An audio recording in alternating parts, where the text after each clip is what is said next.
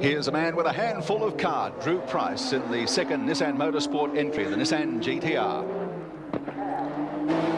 Drew Price drafted into the Nissan team for the Tooheys 1000 1991. Doing a good job considering the lack of time he's had in the car. 8 times Australian go-kart champion. That's where he started his racing. Spent a lot of time with Toyota Team Australia and Corollas over the years. Drove with the Peter Jackson Sierra team last year and now returns to the mountain aboard a Nissan.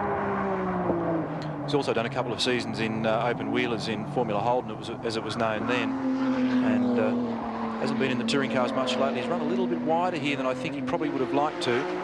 He really enjoys driving the car. It is such an amazing touring car, or as Larry described it before, a racing car.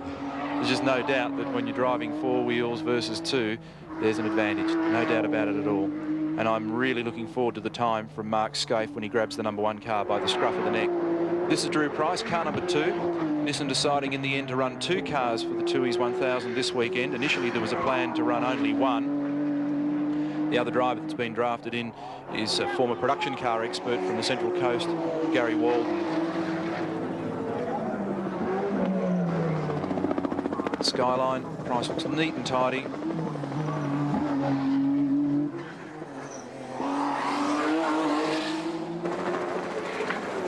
Gibson Motorsport have done a great job all year. We've followed them throughout the Shell Touring Car Championship and they've been the dominant force. Organisationally and technically it's a very good team, and obviously they've got the great product at the moment for the job. 1 minute 31.05 at Forest Elbow, so the other competition's looking pretty strong at that point.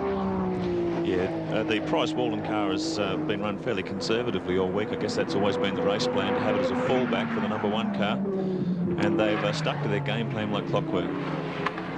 5 minutes into this race, the order of the top 10 from the Saturday will mean nothing. So unless you're the bloke chasing pole, and I think there's really only one bloke in that hunt at the moment, then I don't think there's any point trying to hang it off the wall. Drew Price comes down into the left-hander now for the final time. Checkered flag, copybook lap from Drew Price. Nothing untoward. Good time. About to come to hand, and I think he'll be pretty pleased with it. Fred Gibson certainly will. 16.30. 2 minutes 16.30. Drew, just a little slower than yesterday, but you get the feeling you might be able to hold that without much trouble.